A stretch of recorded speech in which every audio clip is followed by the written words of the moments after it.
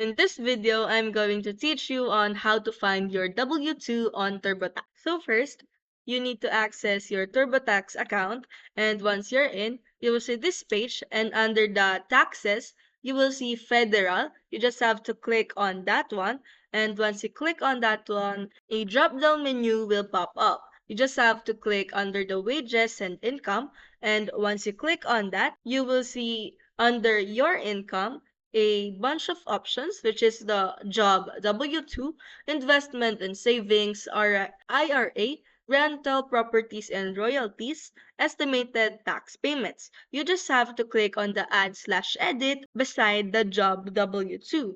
Once you click on that, click the edit button for you to able to edit your W-2. After that, click the done to accomplish your task. And if you find this video helpful, don't forget to smash that like button and subscribe so you never miss a new video.